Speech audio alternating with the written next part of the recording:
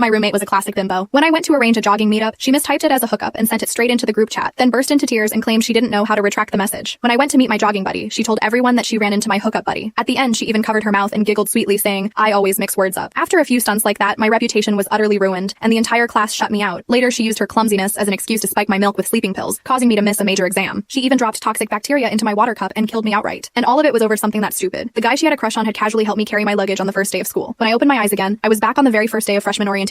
This time, I'm going to let her experience what it felt like to be ruined and killed by a so-called idiot. "Naomi, oh my god, are you okay?" That familiar voice paired with Maisie Brighton's hypocritical face appeared right in front of me. In that instant, I realized I had been reborn, back to the very first day of freshman orientation. In my previous life, it had been on this exact day that Maisie had accidentally spilled hot coffee all over me. She had then kindly offered to check whether my phone had gotten wet, only to carelessly send one of my private photos into the class group chat and immediately delete it, too fast for me to do anything. Just like that, on the very first day of school, I had become the class joke for everyone's to gossip about. I jolted upright and lunged for the phone on the desk, but Maisie was quicker. She snatched it away, unlocked it with practiced ease, and spoke in a rush, "I'll help you check if water got inside." The very next second, she covered her mouth and cried out in fake panic, her face full of helplessness. "Oh no, what do we do? Naomi, I accidentally sent one of your photos." I tore the phone back from her like I'd gone mad. Just like last time, the photo was already online, impossible to undo. What's this? First day perks? Wrong chat. Why would you randomly post a sexy photo of yourself? Friendly reminder, you don't have to show people what you look like without clothes on. Wow, people like this really exist. I froze, staring at the stream of mockery flooding the class chat before sinking weakly into my chair. Across from me, a flicker of satisfaction flashed through Maisie's eyes, though she quickly masked it with an apologetic expression. "I'm really sorry, Naomi. I was just trying to help. I didn't think it would happen so fast." At the same time, my other roommate, Chloe Turner, leaned over the edge of the top bunk and glanced down. "This is so big deal, really. You're not really going to be that petty, are you, Naomi?" "Yeah, Naomi. You won't hold it against me, right?" Maisie blinked at me, wide-eyed and innocent. I looked at the two of them playing off each other and suddenly smiled. How wonderful. Both of them stiffened, suspicion flashing across their faces. "What? Why?" I lifted the phone, staring at them with an utterly guileless expression, my tone light and carefree. "Because this is Chloe's phone. I was worried for a second that you two might blame each other." Yes. The phone I'd grabbed in my panic hadn't been mine at all. It was Chloe's, plugged in on the desk to charge, the exact same model as mine, which meant the photo Maisie had sent had belonged to Chloe. In an instant, both of them went pale, their eyes wide with shock. Chloe let out a shrill scream and scrambled down from the bunk in a panic. I turned to Maisie then, looking genuinely confused. "What's wrong? Why do you two look so grim? Oh, I'm so dumb. I never understand anything." Maisie was beyond livid, and Chloe stood there beside her, her expression dark and rigid. Recalling everything from my previous life had me unconsciously clenching my fist tightly, yet my face still wore a wronged, pitiful expression. "Why aren't you two saying anything? I really didn't do it on purpose." As I watched Maisie and Chloe slam the door and storm out, I snorted as I sat back down in my chair. "Huh, you wanted to play the bimbo? I can do that too." That weekend, I went to the campus convenience store with Maisie. The moment I spotted Vincent Arden, top student, campus golden boy, wearing an employee uniform, I knew exactly what she was about to do. Sure enough, the next second, she locked onto Vincent, pretended not to watch where she was going and hurried straight toward him, but the guy suddenly turned into another aisle. Maisie couldn't stop in time and smashed headfirst into a display shelf. Bottles of sauces came crashing down one after another, splattering across the floor in a huge mess. The commotion immediately drew a crowd. Realizing she'd caused trouble, Maisie panicked on the spot, then her eyes met mine. Just like in my memories, she grabbed onto me like a lifeline and waved frantically. "Naomi, don't go!" That single shout made passersby turn to stare at me suspiciously, as if I were the one who'd caused it all.